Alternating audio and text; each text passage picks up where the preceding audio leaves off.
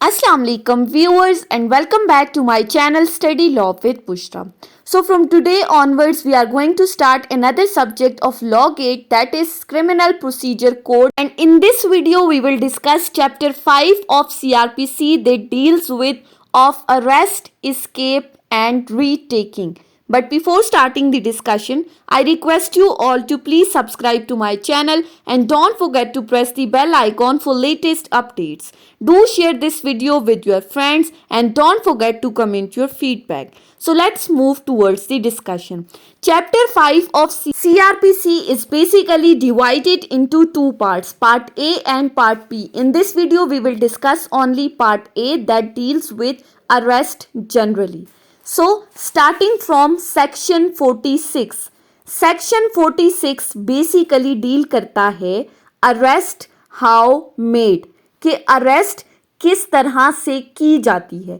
अब अरेस्ट के प्रोसीजर को समझने से पहले हमने ये देखना है कि अरेस्ट इटसेल्फ क्या चीज़ है, अरेस्ट होती क्या है. सो अगर अरेस्ट को सिंपली हम डिफाइन करें तो it means to capture any suspected person and restrict his liability or free movement under proper law. कि किसी भी सस्पेक्टेड पर्सन को कैप्चर करना. अब कोई भी ऐसा बंदा जिसके ऊपर आपको शक है, जो सस्पेक्टेड पर्सन है, प्रॉपर लॉ के अंडर उस सस्पेक्टेड पर्सन को कैप्चर करना और साथ ही साथ restrict his liability and free movement, उसको उसकी फ्री मूवमेंट को रिस्ट्रिक्ट कर देना, रोक देना कि वो फ्रीली एक जगह से दूसरी जगह ना जा सके. लेकिन ये सब अंडर प्रॉपर लॉ करना है, एक प्रॉपर लॉ के अकॉर्डिंग करना है, अपने से कुछ भी नहीं करना. सो अगर सेक्शन 46 की क्लॉज 1 को देखें तो क्लॉज 1 कहती है in making an arrest, arrest करने के लिए the police officer or other person making the same, कोई भी पुलिस ऑफिसर या ऐसा बंदा जिसको इस काम के लिए ऑथराइज किया गया है, वो दोनों क्या करेंगे. शेल का वर्ड है, कंपल्सरी है, मैंडेटरी. आपने गेट के हवाले से ये शेल और मे को लाजमी याद रखना है क्योंकि हर पेपर में शेल और मे के क्वेश्चन जरूर पूछे जाते हैं. सो यहाँ पर क्या है, वो पुलिस ऑफिसर या जिस बंदे को ऑथराइज किया गया है वो शेल क्या करेंगे, actually touch or confine the body of the person to be arrested. वो उस बंदे को अरेस्ट करने के लिए उसकी बॉडी को टच करेंगे, उसको अरेस्ट करने के लिए, उसको कैप्चर करने के लिए, अनलेस, लेकिन साथ ही साथ unless there be a submission to custody by words or action,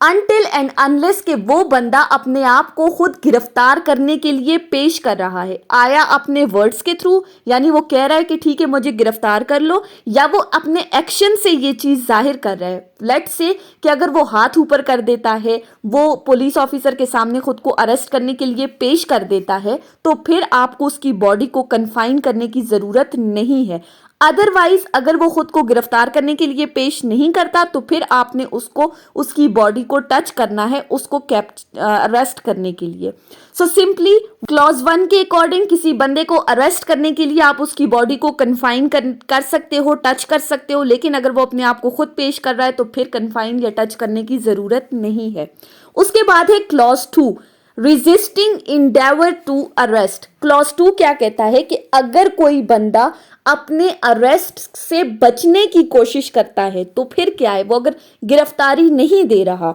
so clause 2 के according if such person forcibly resist the endeavour to arrest him, अगर कोई बंदा फोर्सिबली फोर्स यूज करते हुए वो अपने आप को अरेस्ट नहीं करने दे रहा, या फिर attempts to evade the arrest, या फिर कोशिश करता है कि वो अरेस्ट से बच जाए, तो ऐसी सूरत में such police officer or other person may use all the means necessary to effect the arrest. तो वो पुलिस ऑफिसर या वो बंदा जिसको ऑथराइज किया गया है अरेस्ट करने के लिए, वो तमाम मीन्स, नेसेसरी मीन्स जो कि ज़रूरी हैं, वो तमाम तरीके यूज़ करते हुए उस बंदे को अरेस्ट कर सकता है. मे का वर्ड है यहाँ पर, कर सकता है.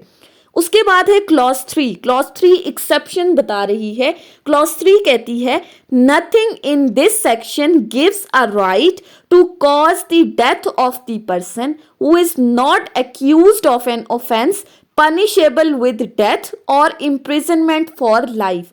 इस सेक्शन के अकॉर्डिंग अगर कोई बंदा किसी ऐसे केस में एक्यूज्ड है, यानी कि अगर उस पर किसी ऐसे ऑफेंस का इल्ज़ाम लगा है जिसकी सज़ा डेथ पेनल्टी या इम्प्रिजनमेंट फॉर लाइफ नहीं है, तो ऐसी सूरत में वो पुलिस ऑफिसर उस बंदे की डेथ कॉज नहीं कर सकता। सिंपली इस सेक्शन के अकॉर्डिंग अगर आप किसी बंदे को अरेस्ट करने जा रहे हो और अरेस्ट करते वक्त आपको ये पता है कि जिस बंदे को मैं अरेस्ट कर रहा हूँ उसने कोई ऐसा ऑफेंस कमिट नहीं किया जिसकी सज़ा डेथ पेनल्टी या इम्प्रिजनमेंट फॉर लाइफ है, तो ये सेक्शन आपको उस बंदे की डेथ कॉज करने का राइट नहीं देता।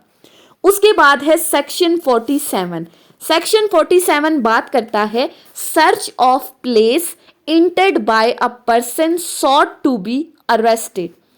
कि अगर कोई बंदा जिसको आपने अरेस्ट करना है वो किसी ऐसी जगह पर एंटर हो गया है तो उस जगह को आपने किस तरह से सर्च करना है। सेक्शन 47 कहता है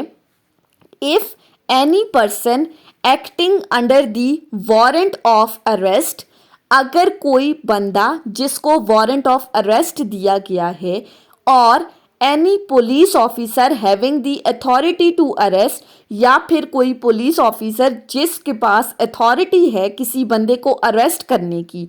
has a reason to believe, अगर अरेस्टिंग अथॉरिटीज का ये रीजन टू बिलीव है, उनको लगता है that the person to be arrested has entered into or within any एनी प्लेस, उनको ये लगता है कि जिस बंदे को हमने अरेस्ट करना है वो किसी जगह पर एंटर हो गया है, द पर्सन रिजाइडिंग इन और being in charge of such place, तो ऐसा बंदा जो उस जगह पर रह रहा है या फिर जो उस जगह का इंचार्ज है जिसकी मलकियत के अंदर वो प्रॉपर्टी आ रही है, शैल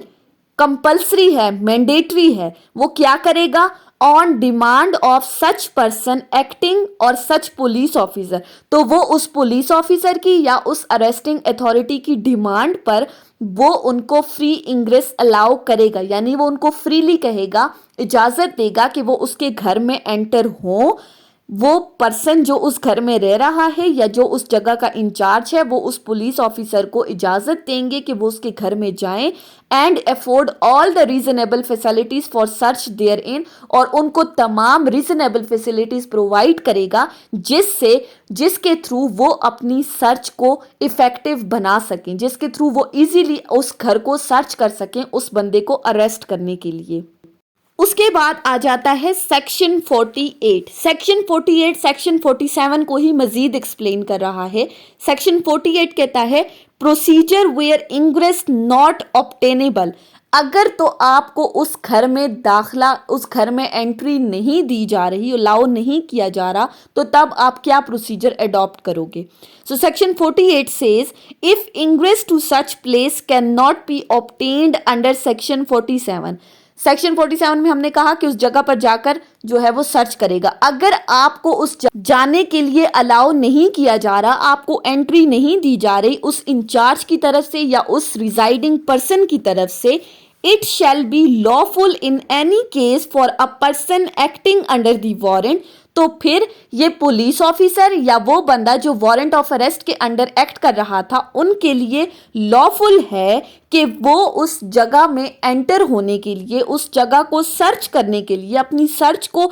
इफेक्टिव बनाने के लिए to break open any outer or inner door or window of any house or place, तो वो उस घर की, उस जगह के खिड़कियां दरवाजे तोड़कर उस घर के अंदर अपनी एंट्री को मुमकिन बना सकते हैं और अपनी सर्च को इफेक्टिव कर सकते हैं। इस सेक्शन के अकॉर्डिंग ऑल्दो कि आपने उस बंदे को जो उस घर में रह रहा है या जो उस जगह का इंचार्ज है, आपने उसको नोटिफिकेशन दिया था, आपने उससे इजाज़त मांगी थी, लेकिन अगर वो आपको इजाज़त नहीं दे रहा, आपके पूछने के बावजूद, परमिशन के बावजूद अगर वो आपको अंदर नहीं जाने दे रहा, तो फिर आप उस घर के खिड़कियां दरवाजे तोड़कर उसमें एंट्री लेकर अपनी सर्च को इफेक्टिव बना सकते हो। अब इसी सेक्शन 48 के साथ एक प्रोवाइजो ऐड की गई है और वो क्या कहती है, ब्रेकिंग ओपन जनाना। अगर कई ऐसी जगह है जहां पर कोई विमेन रह रही है, तो ऐसी सूरत में आप फिर उस जगह की सर्च किस तरह से करोगे। If any such place is in the actual occupancy of the women, अगर तो वो अपार्टमेंट, वो जगह किसी विमेन की मलकियत है, उसकी ऑक्यूपेंसी है, तो ऐसी सूरत में हु अकॉर्डिंग टू कस्टम, जो कि उस इलाके के रस्म रिवाज के मुताबिक किसी भी पब्लिक के सामने या किसी भी ऐसे बंदे या पुलिस ऑफिसर के सामने नहीं आई, वो किसी के सामने पेश नहीं हुई, तो पुलिस ऑफिसर शैल, तो वो पुलिस ऑफिसर जो सर्च करने के लिए वहां गया है, वो क्या करेगा, before entering the apartments give notice to such women, वो उस अपार्टमेंट में एंट्री लेने से पहले उस औरत को नोटिस देंगे कि हम आपके घर को सर्च करना चाहते हैं, और फिर उसको वो तमाम रीजनेबल फैसिलिटीज प्रोवाइड करेंगे जिसके थ्रू वो अपना अपार्टमेंट खाली करेगी, और खाली करने के बाद जब उसने अपार्टमेंट खाली कर दिया, तो फिर वो पुलिस ऑफिसर उस जगह पर एंटर होंगे और उस जगह को सर्च करेंगे। उसके बाद आ जाते हैं सेक्शन 49 के ऊपर। सेक्शन 49 कहता है power to break open doors and windows for the purposes of liberation. Section 49 में कहा गया है कि अपने आप को आजाद करवाने के लिए, अब किसको आजाद करवाने के लिए, अगर आप किसी जगह को सर्च करने गए हैं और वहां पर उस पुलिस ऑफिसर को ही डिटेन कर लिया है, तो ऐसी सूरत में खुद को बाहर निकालने के लिए आप उस घर के खिड़कियां दरवाजे तोड़ सकते हो। सो सेक्शन 49 को अगर हम देखें तो सेक्शन 49 कहता है any police officer or other person authorise to make any arrest, कोई भी पुलिस ऑफिसर या कोई दूसरा बंदा जिसको ऑथराइज किया गया है किसी बंदे को अरेस्ट करने के लिए, मे का वर्ड यूज हुआ है, कंपल्सरी नहीं है, मैंडेटरी नहीं है, वो कर सकता है। May break open any outer or inner door or window of any house or place in order to liberate himself, तो वो उस घर के खिड़कियां दरवाजे वगैरह तोड़कर अपने आप को बाहर निकालने के लिए ऐसा कर सकता है। और एनी पर्सन, या फिर मजीद कहा गया है, या कोई भी ऐसा बंदा जो लॉफुली उस जगह पर एंटर हुआ था सर्च करने के लिए, जिसको ऑथराइज किया गया था अरेस्ट करने के लिए, उसको अगर वहां पर डिटेन कर दिया है, तो वो भी उस जगह के, उस घर के खिड़कियां दरवाजे तोड़कर खुद को बाहर निकालने के लिए ये काम कर सकता है, वो उसको अलाउड है। उसके बाद है सेक्शन 50। सेक्शन 50 क्या कहता है, नो अननेसेसरी रिस्ट्रेंट, के गैर जरूरी रिस्ट्रेंट की जरूरत कहाँ नहीं है। The person arrested shall not be subjected to more restraint than is necessary to prevent his escape, कि जिस बंदे को आप अरेस्ट कर चुके हैं, अरेस्ट करने के बाद shall not, ये भी कंपल्सरी है, ये गेट में पूछा जा सकता है, तो उसके लिए जितना रिस्ट्रेंट जरूरी है उस बंदे को भागने से बचाने के लिए, उससे ज्यादा रिस्ट्रेंट की जरूरत नहीं है। सिंपली अगर हम करें तो अगर आपने किसी बंदे को अरेस्ट कर लिया है और आपने उस बंदे को इस स्टेट में रखा है, इस हालत में रखा है कि अब वो बंदा यहाँ से भाग नहीं सकता, तो अगर उसका भागना आपने नामुमकिन बना दिया है तो मजीद रिस्ट्रेंट की ज़रूरत नहीं है। फॉर एग्जाम्पल, अगर आपने किसी बंदे को हथकड़ियाँ लगा दी हैं और अब आपको लगता है कि ये भाग नहीं सकता, तो ज़रूरी नहीं है कि आप उसको रस्सियों से जकड़ दो, जंजीरों से बांध दो कि इसको भाग नहीं देना। यानी जो रिस्ट्रेंट आपने करना है वो up to the limit of necessity करना है, जितनी ज़रूरत है उससे ज़्यादा नहीं करना। उसके बाद आ जाते हैं सेक्शन 51 के ऊपर। सेक्शन 51 कहता है सर्च ऑफ अरेस्टेड पर्सन। अब यहाँ पर बात हो रही है ऐसे बंदों की जिनको अरेस्ट कर लिया गया है, उनकी सर्च किस तरह से करनी है। अब अगर सेक्शन 51 की आप लैंग्वेज को पढ़ें तो आपको बहुत ही ज़्यादा कंफ्यूजिंग लगेगी, आपको समझ नहीं आएगा कि ये क्या कह रहा है। सो हम इस सेक्शन को पार्ट्स में डिवाइड करके पढ़ते हैं। पहला पार्ट है whenever a person is arrested by police officer under a warrant. जब किसी एक बंदे को पुलिस ऑफिसर ने अंडर वारंट अरेस्ट कर लिया है, which does not provide for the taking of the bail, और उस बंदे को जमानत नहीं लेने दी जा रही, और अंडर अ वारंट या फिर उसको अंडर वारंट अरेस्ट किया है which provides for taking of the bail, जिससे उसको जमानत दी जा सकती थी लेकिन नहीं दी जा रही। या फिर second part when ever a person is arrested without warrant, जहां पर एक बंदे को विदाउट वारंट अरेस्ट किया गया है, और by a private person under warrant, या फिर किसी प्राइवेट पर्सन ने अंडर वारंट अरेस्ट किया है, and can not be legally admitted to bail, जिसको लीगली बेल के लिए एडमिट नहीं किया जा सकता, और is unable to furnish bail, या फिर वो बेल लेने के लिए कैपेबल नहीं है। ऐसी सूरत में the officer making the arrest, जो ऑफिसर अरेस्ट कर रहा है, और when the arrest is made by private person, या जब प्राइवेट पर्सन ने उस बंदे को अरेस्ट किया है, the police officer to whom he makes over the person arrested, तो वो प्राइवेट पर्सन जब इस बंदे को उस पुलिस ऑफिसर के सामने पेश करता है, may search such person and place in safe custody all the articles found upon him, तो उस बंदे को वो सर्च कर सकता है, और सर्च करने के बाद जितनी भी चीज़ें उस बंदे से उसको मिलेंगी, उस प्राइवेट पर्सन को या उस पुलिस ऑफिसर को, वो उनको सेफ कस्टडी में रखेगा, और बाद में उनको वो कोर्ट में पेश करेगा, या जब भी ज़रूरत होगी तो वो उन चीज़ों को पेश कर देगा। सिंपली सेक्शन 51 में कहा गया है कि जब पुलिस ऑफिसर अंडर वारंट किसी बंदे को अरेस्ट करती है, या विदाउट वारंट, या कोई प्राइवेट पर्सन किसी बंदे को अरेस्ट कर रहा है जिसको बेल दी जा सकती थी लेकिन बेल नहीं दी गई, तो ऐसी सूरत में जिस पुलिस ऑफिसर ने उसको अरेस्ट किया है या जिस प्राइवेट पर्सन ने अरेस्ट किया है, वो उसको पुलिस ऑफिसर के सामने पेश करेगा, उसको सर्च करेगा, और सर्च करने के बाद जितनी भी चीज़ें उससे वसूल होंगी वो उनको सेफ कस्टडी में रखेगा, और बाद में जब वो डिमांड की जाएंगी तो वो उनको पेश करेगा। उसके बाद है सेक्शन 52। सेक्शन 52 बात करता है मोड ऑफ सर्चिंग वुमेन, कि जहां पर किसी औरत की तलाशी लेनी है तो उसके लिए क्या तरीकाकार अपनाया जाएगा। सो सेक्शन 52 कहता है whenever it is necessary to cause a woman to be search, जब कभी कहीं पर ज़रूरी है कि किसी वुमेन की तलाशी लेनी चाहिए, तो ऐसी सूरत में the search shall be made by another women, तो ऐसी सूरत में उस औरत को कौन करेगा सर्च, शैल है। अब ये भी याद रखना है, कंपल्सरी है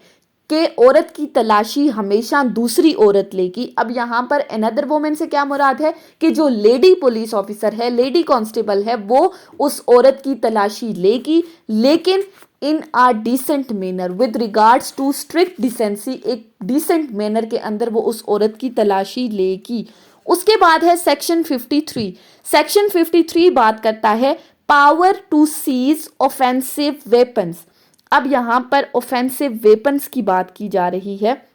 सेक्शन 53 कहता है the officer or other person making any arrest under this code, कोई भी पुलिस ऑफिसर या फिर ऐसा बंदा जो कि अंडर अथॉरिटी किसी बंदे को अरेस्ट कर रहा है, may take from the person, में वो ले सकते हैं जिस बंदे को अरेस्ट किया गया है, एनी ऑफेंसिव वेपन, कोई भी ऑफेंसिव वेपन्स जो कि उस बंदे के पास है, एंड शेल का वर्ड है, वो उससे ले सकता है, और लेने के बाद कंपलसरी है कि वो इन तमाम वेपन्स को कोर्ट के सामने पेश करेगा, या फिर उस पुलिस ऑफिसर के सामने जिसके सामने इन ऑफेंसिव वेपन्स को पेश करना ज़रूरी है, जो डिमांड कर रहा है, वो पुलिस ऑफिसर या वो कोर्ट के सामने पेश किए जाएंगे। सो ये थी हमारी आज की discussion chapter 5 of CrPC part A के ऊपर। सो हमने सेक्शन 46 से सेक्शन 53 तक डिटेल में डिस्कस किया है, और ये लेक्चर्स गेट के हवाले से बहुत ही ज़्यादा इम्पॉर्टेंट है। हमने डिस्कस किया कि मे का वर्ड कहाँ यूज़ हो रहा है, शेल का वर्ड कहाँ यूज़ हो रहा है, इन पूरे सेक्शंस में तमाम जगहों पर शेल का वर्ड यूज हुआ है, सवाए सेक्शन 49 के जिसमें मे का वर्ड यूज हुआ है कि पुलिस ऑफिसर अपने आप को लिबरेट करने के लिए उस घर के खिड़कियां दरवाजे तोड़ सकते हैं। सो ये थी हमारी आज की डिस्कशन। आई होप कि आपको ये लेक्चर समझ में आया होगा अगर आपने इस वीडियो को अटेंटिवली सुना है तो। अगर आपको ये वीडियो अच्छी लगी है तो इस वीडियो को लाइक करें, कॉमेंट करें, चैनल को सब्सक्राइब करना ना भूलें और ज़्यादा से ज़्यादा अपने फ्रेंड्स के साथ शेयर करें। Thank you so much for watching this video. Till then, Allah Hafiz.